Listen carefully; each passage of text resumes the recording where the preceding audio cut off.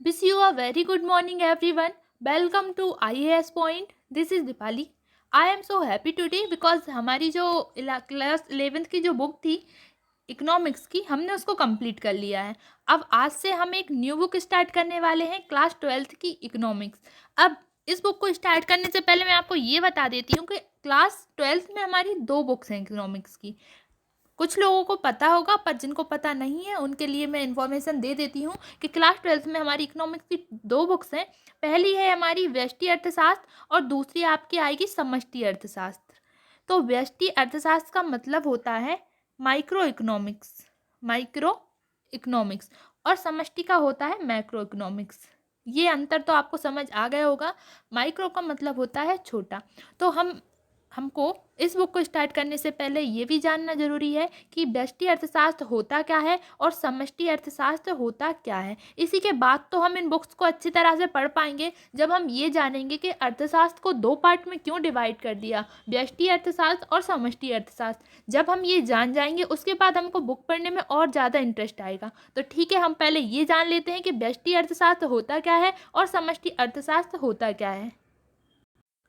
तो आपका व्यष्टि अर्थशास्त्र और समष्टि अर्थशास्त्र। व्यष्टि अर्थशास्त्र क्या होता है? व्यष्टि अर्थशास्त्र के अंतर्गत हम बाजार में उपलब्ध विभिन्न वस्तुओं तथा सेवाओं के परिप्रेक्ष्य में विभिन्न आर्थिक अभिकर्ताओं के व्यवहार का अध्ययन करके ये जानने का प्रयास करते हैं कि इन बाजारों में व्यक्ति की अंतःक्रिया द्वारा वस्तुओं तथा सेवाओं की मात्राएं और कीमतें किस प्रकार निर्धारित होती हैं। तो देखिए, आपका व्यष्टि अर्थशास्त्र क्या होता है, जिसके अंतर्गत हम ये जानते हैं कि जो हमारे जो बाजार होते हैं, बाजार से आप क्या समझ रहे हो? आप ये वाला बाजार मत समझो जहाँ मार्केट मतलब बाजार होता है पर्टिकुलर जगह पर, वो वाला नहीं। बाजार से मतलब यहाँ पर वो है जहाँ पर क्या होता है, जो हमारे मतलब जो संसाधन होते हैं, संसाधनों का आवंटन, यानी जो संसाधन का आवंटन यानी कि वितरण। आवंटन का मतलब होता है वितरण, यानी जहाँ पर संसाधनों का वितरण होता हो और जहाँ पर वस्तुओं एवं सेवाएं खरीदी एवं बेची जाती हों, ऐसी जगह को हम बाजार कह सकते हैं। और उन बाजारों का यानी कि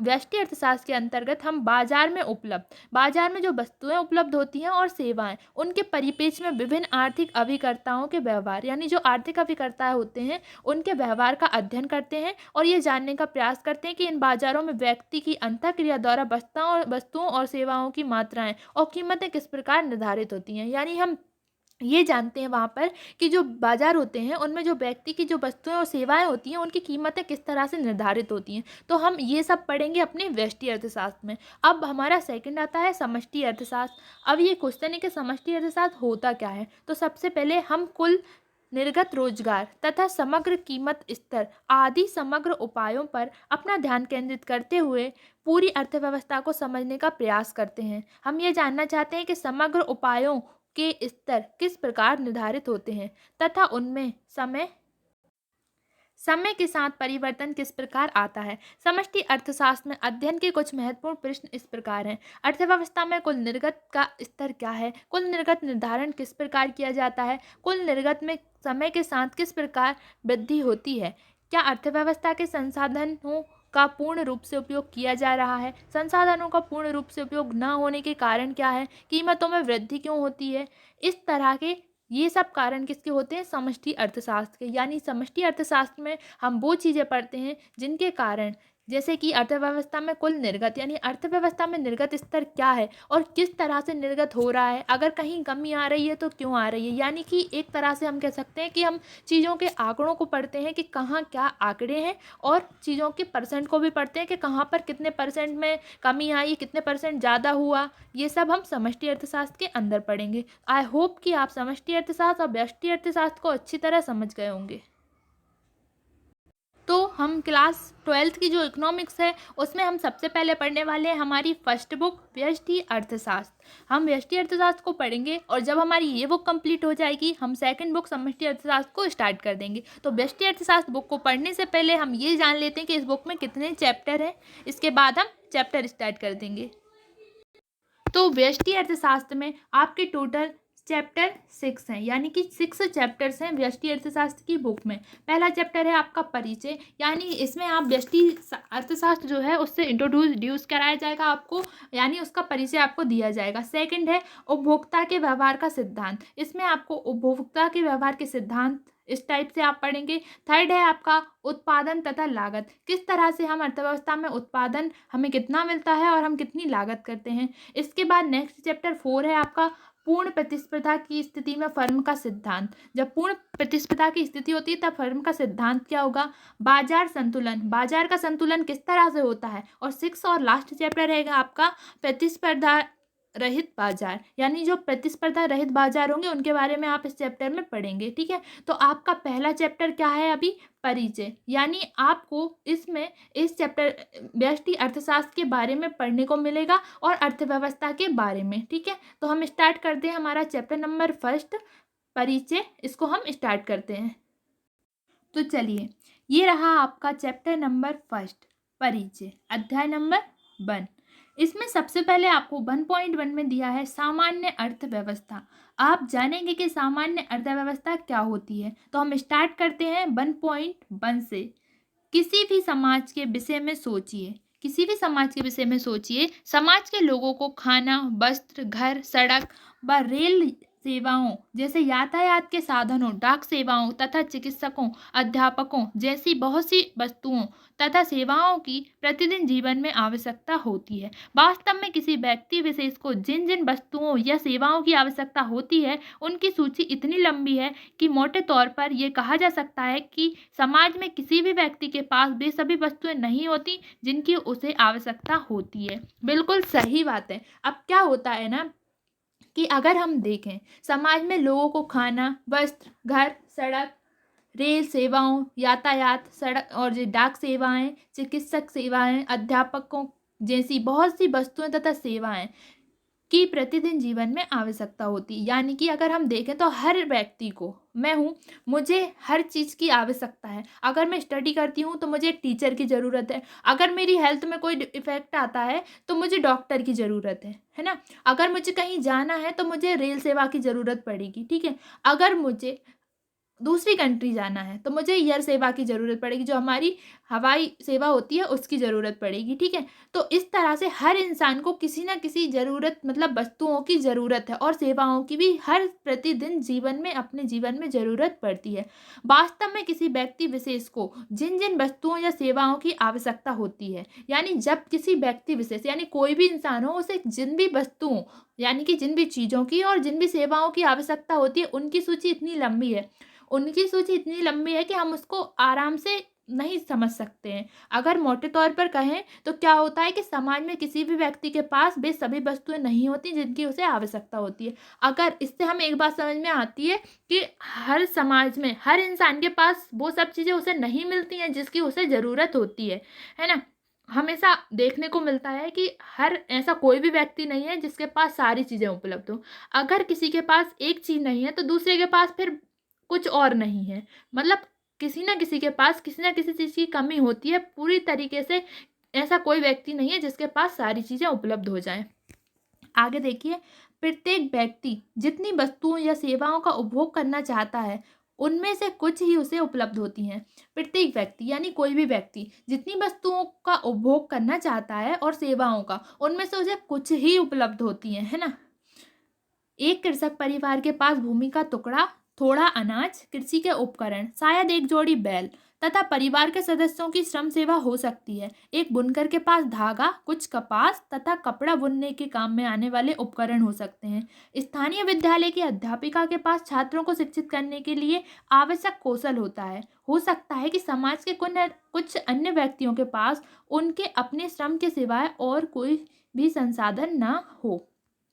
अब क्या है कि एक कृषक, हम देखें एक कृषक है, ठीक है, यानी कृषक यानी कृषि करने वाला किसान। उसके पास क्या है, उसके पास भूमि का टुकड़ा होगा, उसके पास थोड़ा सा अनाज भी होगा क्योंकि वो उसी को उगाता है, और कृषि के उपकरण होंगे। ठीक है, और वहीं अगर हम देखें और उसके पास एक बैल हो सकता है, ठीक है, और उसके पास क्या हो सकता है, परिवार के सदस्यों की श्रम सेवा हो सकती है, यानी उसके परिवार के सदस्य उन्हें श्रम सेवा दे सकते हैं, यानी कि उसके परिवार के सदस्य उसके साथ उनके काम करवा सकते हैं। ठीक है, एक बुनकर, अब हम अगर बात एक बुनकर की करते हैं तो एक बुनकर के पास क्या होगा, धागा होगा, उसके पास कपास होगी उसके पास, और कपड़ा बुनने के लिए काम में आने वाले उपकरण हो सकते हैं। अगर वहीं हम बात टीचर की करते हैं यानी कि स्थानीय विद्यालय की अध्यापिका की, तो उनके पास क्या होगा, उनके पास बच्चों को देने के लिए क्या होगा, आवश्यक कौशल होगा, ठीक है, यानी कि उनके पास नॉलेज होगा बच्चों को देने के लिए। और हो सकता है कि समाज से कुछ अन्य व्यक्ति ऐसे भी हों जिनके पास अपने श्रम के सिवा और कुछ भी संसाधन ना हो। अब कुछ समाज में कुछ ऐसे लोग भी होते हैं जिनके पास सिर्फ अपने श्रम, यानी उनके पास सिर्फ वो मेहनत कर सकते हैं, बाकी वो उनके पास कोई भी संसाधन नहीं होता है, ऐसे लोग भी होते हैं। वहीं अगर हम बात करते हैं तो इससे हमको क्या समझ आ रहा है कि हर व्यक्ति के पास सब कुछ नहीं होता। अगर एक कृषक के पास गेहूं और अनाज उपलब्ध है तो दूसरा जो क्या है, एक किसान है, उसके पास गेहूं है, अनाज है, उसका अपना खेत है, ठीक है, वो खेत से अनाज उगाता है और रखता है, ठीक है, और उसको बेचता है। तो वहीं अगर हम एक बात सॉफ्टवेयर इंजीनियर की करते हैं तो उसके पास क्या होगा, वो प्रोग्राम बनाता है, प्रोग्राम रन कराता है। तो एक किसान प्रोग्राम नहीं बना सकता है और ना ही एक सॉफ्टवेयर इंजीनियर अनाज उगा सकता है। वो दोनों आपस में आदान प्रदान करते हैं चीज़ों का, तब जाकर ये सब चीज़ें सेटलमेंट इनका बन पाता है। तो सबके पास सब कुछ नहीं होता है। आगे, इनमें से हर निर्णायक इकाई अपने पास उपलब्ध संसाधनों को उपयोग में लाकर कुछ वस्तुओं व सेवाओं का उत्पादन कर सकती है। अब इनमें से हर निर्णायक इकाई अपने पास उपलब्ध संसाधनों को उपयोग में लाकर क्या इनमें से अब जो भी हैं ये क्या कर सकते हैं, इनके पास जो संसाधन उपलब्ध है ना, उनको उनका उपयोग कर कर अपना काम कर सकती है तथा अपने उत्पादन के एक अंश का प्रयोग अनेक ऐसी अन्य वस्तुओं व सेवाओं को प्राप्त करने के लिए किया जा सकता है जिनकी उसे आवश्यकता है। उदाहरण के लिए कृषक परिवार अनाज के उत्पादन के बाद उसके एक अंश का उपयोग उपभोग के लिए कर सकता है तथा बाकी के उत्पादन का विनिमय करके वस्त्र, आवास व विभिन्न सेवाएं प्राप्त कर सकता है। इसी प्रकार बुनकर सूत धागे से जो वस्त्र बनाता है उनका विनिमय करके आवश्यकता अनुसार वस्तुएं तथा सेवाएं प्राप्त कर सकता है। अध्यापिका विद्यालय में छात्रों को पढ़ाकर रुपए कमा सकती है जिनका उपयोग वह उन वस्तुओं तथा सेवाओं को प्राप्त करने में कर सकती है जिनकी उसे आवश्यकता है। मजदूर भी किसी अन्य व्यक्ति के लिए कार्य करके जो कुछ धन कमाता है उससे अपनी आवश्यकताओं की पूर्ति करता है। इस प्रकार हर व्यक्ति अपनी आवश्यकताओं को पूरा करने के लिए अपने संसाधनों का उपयोग कर सकता है। अतः हम सब लोग मानते हैं कि व्यक्ति की आवश्यकताएं जितनी अधिक होती हैं उसकी पूर्ति के लिए उसके पास असीमित संसाधन नहीं होते। अब हमको क्या बताया गया है कि अगर एक किसान चाहे तो वो क्या कर सकता है, अपनी सेवाओं को प्राप्त कर सकता है। कैसे, उसे आवश्यकता है। उदाहरण के लिए एक किसान क्या कर सकता है, अनाज के उत्पादन के बाद उसके एक अंश का उपयोग उपभोग के लिए कर सकता है। जैसे वो अनाज को उगाए लेकिन उसमें से कुछ भाग जो उसका बच जाता है उसका उपयोग वो उपभोग के लिए कर सकता है तथा बाकी के उत्पादन का विनिमय करके वस्त्र, आवास व विभिन्न सेवाएं प्राप्त कर सकता है ना। जैसे वो अन्न को उगाता है, उसको बेचकर बचे हुए को वो क्या कर सकता है, वस्त्र, आवास और अन्य सुविधाएं प्राप्त कर सकता है। इसी प्रकार एक बुनकर अपने सूत धागे से बनाए जो वस्त्र रहते हैं उनको बेचकर कर सकता है ना। और एक टीचर भी उसी तरह बच्चों को पढ़ाकर पैसे कमा सकती है। इस तरह से सभी अगर अपने कार्य को एक रखकर एक तरह से सोच कर करें कि हमारी ज़रूरत से ज़्यादा उसे एक अलग टाइप से कर करेंगे तो वो उनके लिए फ़ायदेमंद होगा और उससे वो पैसे भी कमा पाएंगे और वो वस्त्र, आवास और विभिन्न सेवाएं प्राप्त कर सकेंगे। अतः सब लोग मानते हैं कि व्यक्ति की आवश्यकताएं जितनी अधिक होती हैं उनकी पूर्ति के लिए उसके पास असीमित संसाधन नहीं होते। हम सब मानते हैं कि जितनी व्यक्ति की आवश्यकताएं होती हैं उसके पास उतने संसाधन नहीं होते। क्यों? क्योंकि आजकल क्या हो रहा है, व्यक्तियों की आवश्यकताएं बढ़ती ही जा रही हैं और संसाधन कहीं ना कहीं कम होते जा रहे हैं। तो आजकल जितनी आवश्यकता बढ़ रही है संसाधन उतने ही ज़्यादा उपलब्ध नहीं है। यहाँ कृषक परिवार जितना अनाज पैदा कर सकता है उसकी मात्रा उसे प्राप्त संसाधनों की मात्रा द्वारा नियंत्रित होती है। इस कारण इस अनाज के बदले में विभिन्न वस्तुओं और सेवाओं की जो मात्रा वह प्राप्त करता है वह भी सीमित होती है। इसके परिणाम स्वरूप वह परिवार अपने लिए उपलब्ध वस्तुओं और सेवाओं में से कुछ का चयन करने के लिए बाध्य हो जाता है।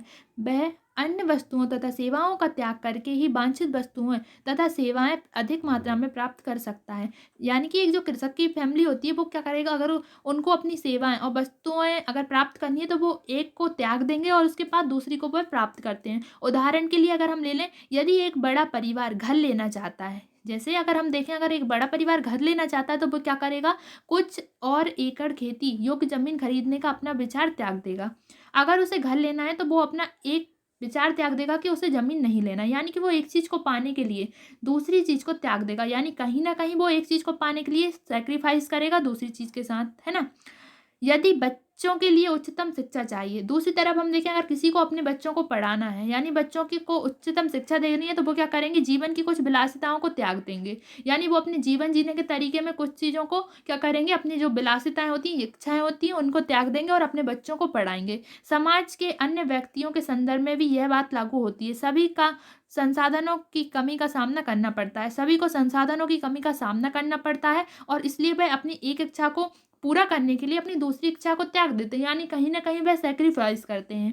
प्रत्येक को अपनी आवश्यकताओं की पूर्ति के लिए सीमित संसाधनों का उत्कृष्ट प्रयोग करना पड़ता है। अपनी आवश्यकता की पूर्ति के लिए वे सीमित संसाधनों का उपयोग करते हैं।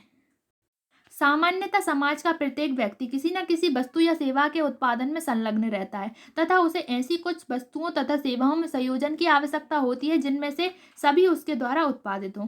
अगर हम देखें तो समाज का हर व्यक्ति किसी न किसी सेवा या उत्पादन में संलग्न रहता है और उसे ऐसी कुछ वस्तुओं तथा सेवाओं से संयोजन की आवश्यकता होती है जिनमें से सभी उसके द्वारा उत्पादित नहीं होती। यानी जैसे एक कृषक है, कृषक को भी उन चीज़ों की ज़रूरत होती है जो वो उत्पादित नहीं करता। वो सिर्फ अनाज उत्पादित करता है, पर उसे जैसे कि बर्तन, ठीक है, कपड़े, रहने के लिए जगह, इन सब की भी ज़रूरत होती है, जबकि वो इन सब चीज़ों को नहीं बनाता है। और वहीं अगर हम बात करें एक इंजीनियर की, तो उसे अनाज, है ना, और हर चीज़ की ज़रूरत पड़ती है। अनाज से लेकर जो गाँव की चीज़ें होती हैं, उन सब की भी एक इंजीनियर को ज़रूरत पड़ती है। भले ही वो अनाज नहीं उगाता, पर उसे ज़रूरत तो पड़ती है ना। तो हर ऐसा व्यक्ति जो उन वस्तुओं का संयोजन, मतलब वस्तुओं तथा सेवाओं के संयोजन की आवश्यकता होती है जिनमें से उसके द्वारा उत्पादित नहीं होती। यानी वो उन वस्तुओं को उत्पादित तो नहीं करता है, लेकिन उसे ऐसी वस्तुओं और सेवाओं की ज़रूरत होती है।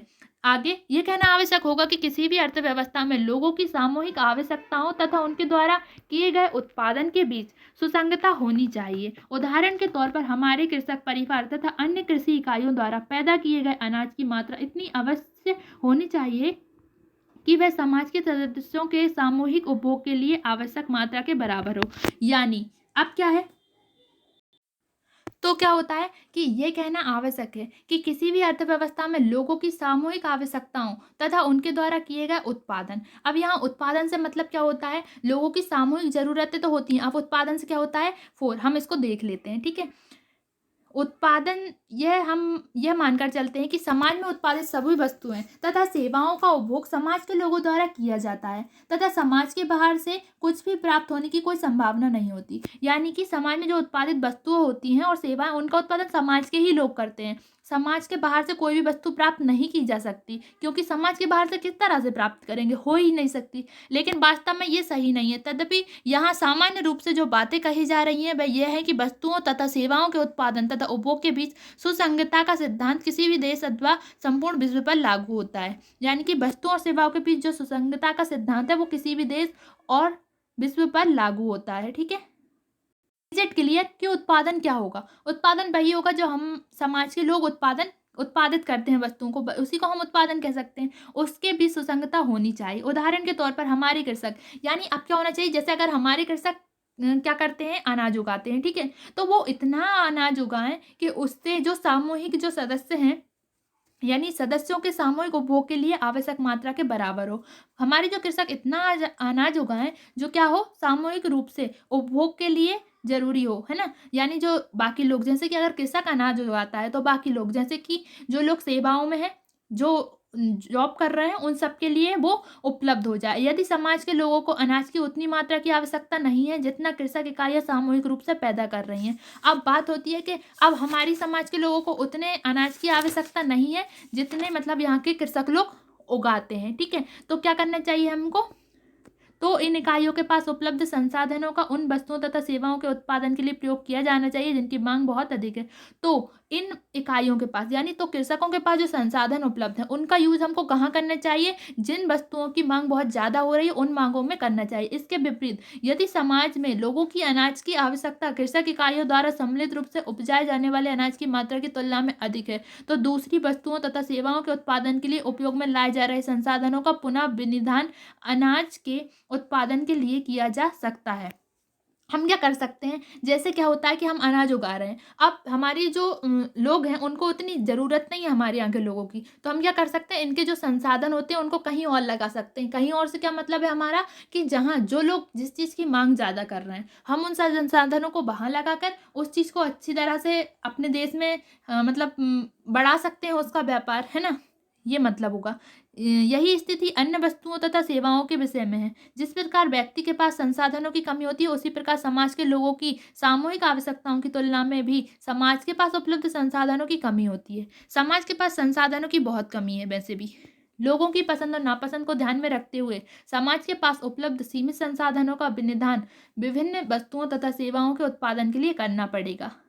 सबसे पहले आप ये समझिए कि विनिधान से आप क्या समझते हैं? संसाधनों के विनिधान से हमारा अर्थ यह है कि किस संसाधन की कितनी मात्रा का उपयोग मात्र प्रत्येक वस्तु तथा सेवा के उत्पादन के लिए किया जाना चाहिए। यानी हम किस संसाधन का कितना उपयोग वस्तु और सेवाओं के उत्पादन के लिए करते हैं, उसे हम संसाधनों का विनिधान कहेंगे। तो यहाँ बात उसी की गई है कि किसी की नापसंद और पसंद को ध्यान में रखते हुए समाज के पास उपलब्ध सीमित संसाधन, जो हमारी समाज के पास संसाधन उपलब्ध हैं, उनका विनिधान, यानी कि किस तरह से सेवा में कितना संसाधनों का यूज होगा वस्तु तथा सेवाओं के उत्पादन के लिए करना पड़ेगा।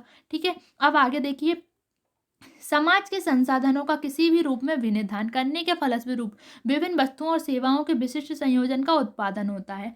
हम जो समाज के संसाधनों का विनिधान करते हैं, उसके फलस्वरूप किसी भी देश की जो सेवाएं होती हैं उनका क्या होता है, सेवाओं का विशिष्ट संयोजन का उत्पादन होता है। इस प्रकार उत्पादित वस्तुओं तथा सेवाओं को समाज के व्यक्तियों के बीच वितरित करना होगा। हमें क्या करना होगा कि हमारे जो समाज में हम मतलब जो वस्तुएं होती हैं जिनको उत्पादन हम करते हैं, ठीक है, तो उनको हमको हमारे जो समाज के लोग हैं इक्वल बांटना होगा उनके बीच में। ऐसा नहीं है कि किसी को खाने के लिए बहुत सारा खाना मिल रहा है तो कोई भूखे पेट ही सो रहा है, ऐसा नहीं है। हमको हमारे जो देश में यानी हमारे जो समाज में उत्पादित वस्तुएं हैं ना, उनका वितरण भी हमको इक्वली करना होगा, लोगों के बीच उसे बांटना होगा। ठीक है, समाज के सामने सीमित संसाधनों का विनिधान तथा वस्तुओं और सेवाओं के अंतिम मिश्रण का वितरण, ये दो ऐसी मूल आर्थिक समस्याएं हैं जिनका समाज सामना करता है। अब समाज के सामने कौन कौन सी प्रॉब्लम्स आ रही हैं, दो ऐसी समस्याएं जिनका समाज सामना करती है। ठीक है, वो कौन कौन सी हैं? समाज के सामने संसाधनों का विनिधान, एक तो संसाधनों की विनिधान,